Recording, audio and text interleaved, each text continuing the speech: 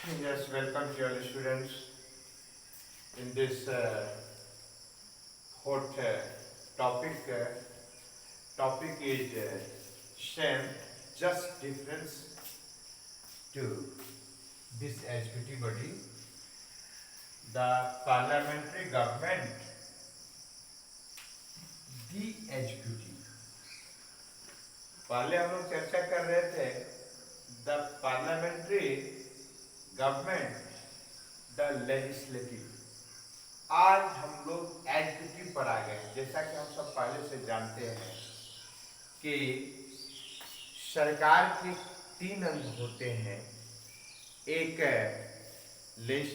Legislature, दूसरा executive और तीसरा जुडिशियरी। ये जो एग्जीक्यूटिव है ये दूसरा ऑर्गन है, तीन ऑर्गन में ये दूसरा ऑर्गन है। तो आज हम इसको प्रारंभ करेंगे, किंतु वैसे हम इस पर एक बार चर्चा पहले भी कर चुके हैं।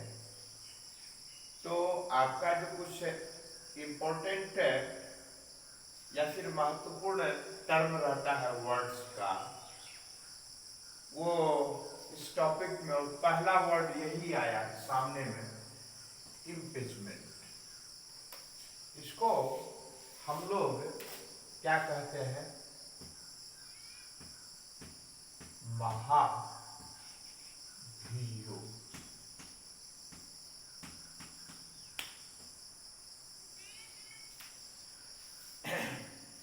सबसे पहले यह शब्द आता है, ऐसा इसलिए कि जब हम एग्जीक्यूटिव की चर्चा करते हैं तो एग्जीक्यूटिव में आगे जब हम चर्चा करेंगे देखेंगे कि जो सर्वोच्च बॉडी के रूप में होते हैं, हेड के रूप में होते हैं, वो ऑनरेबल प्रेसिडेंट होते हैं।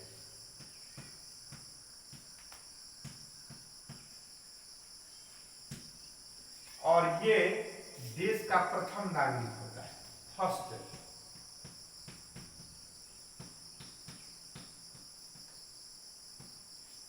First citizen. यही कारण है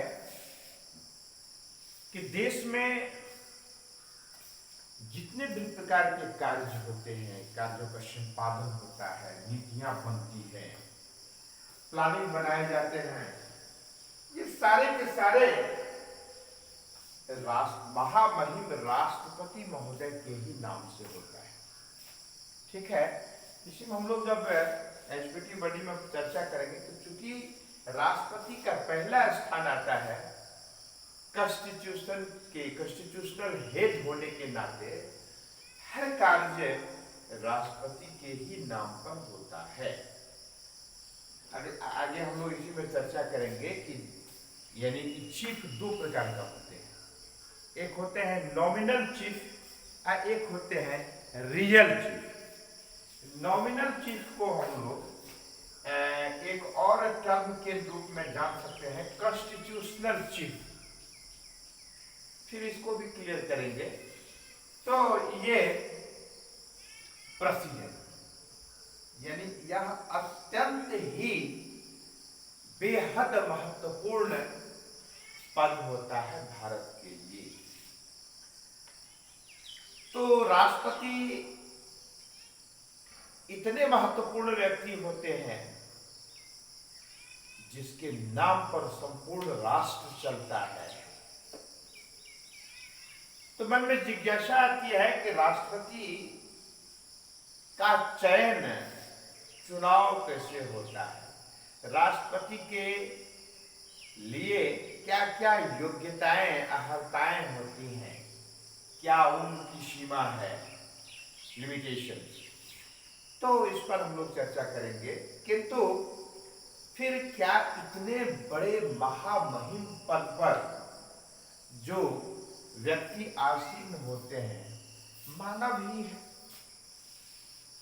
मानव से ही जब गलतियां होती हैं तो हो सकता है कि इतने बड़े पद पर रहे आदमी और पद का दुरुपयोग करने लगे, संविधान के नियमों का उल्लंघन होने लगे, या इसी प्रकार का बहुत बड़ा गंभीर मामला आ जाए उनके द्वारा, या देश के विरुद्ध कोई षड्यंत्र रचने का कार्य शुरू हो जाए, तो क्या वैसी स्थिति में ऐसे पर्सनैलिटी को हटाया जा सकता है, या फिर जो 5 साल का कार्यकाल है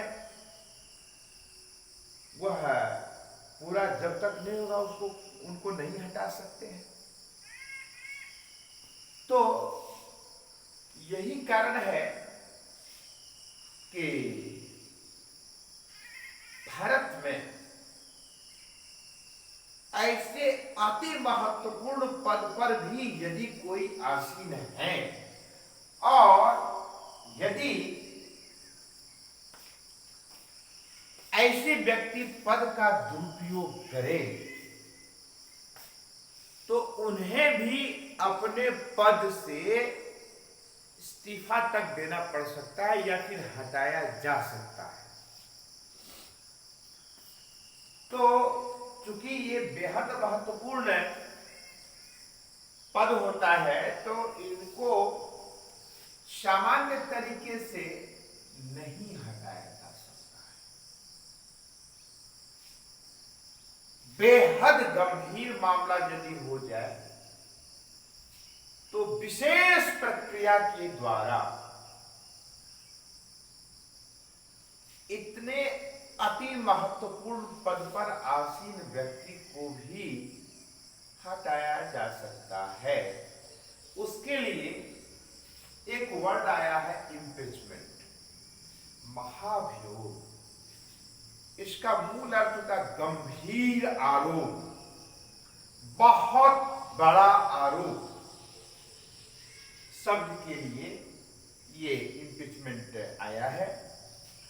ये इम्पीचमेंट है क्या चीज? यह एक ऐसी जटिल प्रक्रिया है जिसके माध्यम से यदि वास्तव में ऐसे अति महत्वपूर्ण व्यक्ति पद का यदि दुरुपयोग कर रहे हैं तो उन्हें भी इस माध्यम से हटाया जा सकता है।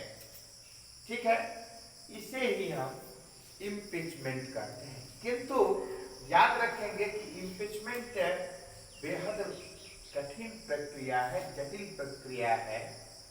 सबसे पहले कि इनके ऊपर महाभियोग लगाने के लिए संसद के दोनों सदनों के बहुमत के द्वारा उन्हें पद से हटाया जा सकता है।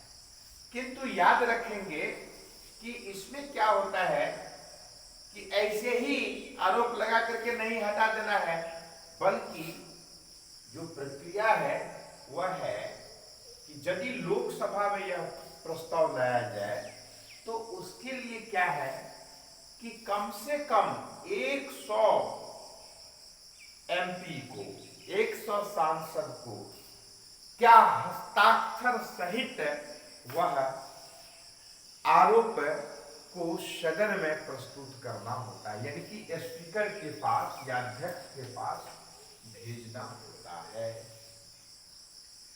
अध्यक्ष चाहे तो उसे खारिज भी कर सकता है,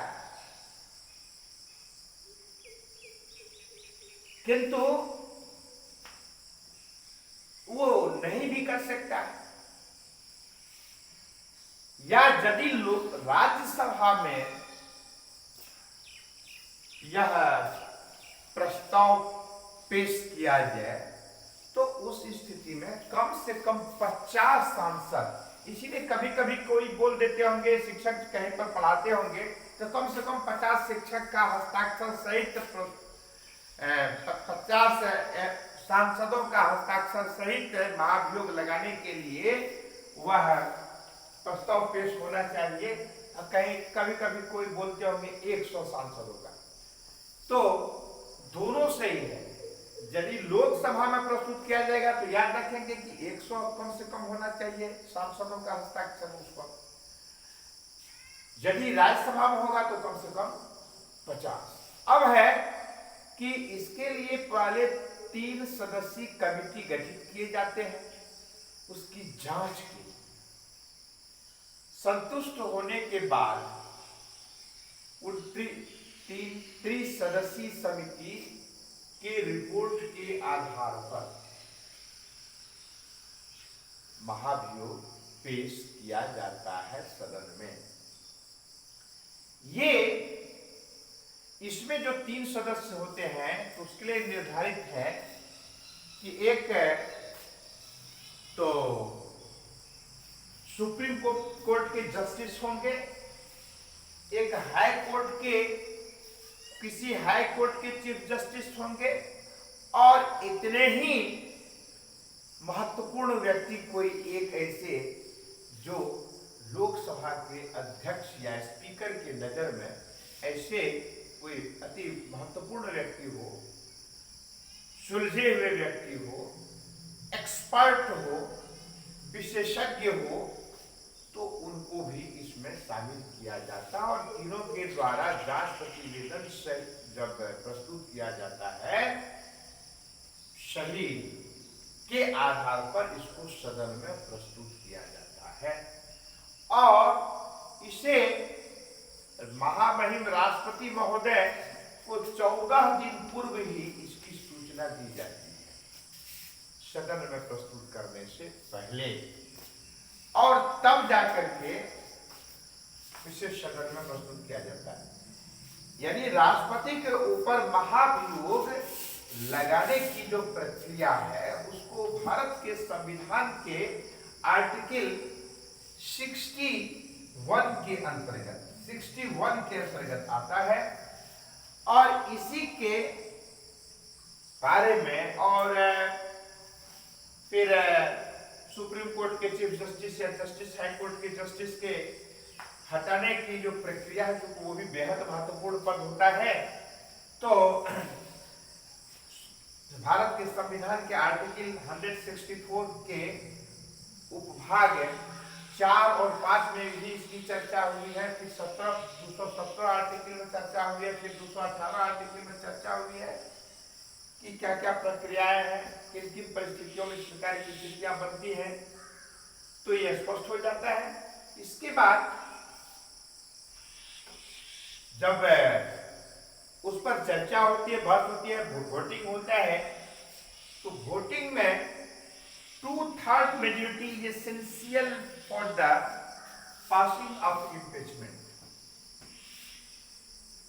2/3 वह यानी उपस्थित जितने सांसद होते हैं उसका 2/3 अथवा टोटल सांसदों का मोर देन 50% यानी बहुमत के आधार पर, यानी बहुमत यदि उनके पक्ष में है, इम्पीचमेंट के पक्ष में है, तो ऐसी स्थिति में राष्ट्रपति को या ऐसे व्यक्तित्व को महाभियोग के माध्यम से हटाया जा सकता है।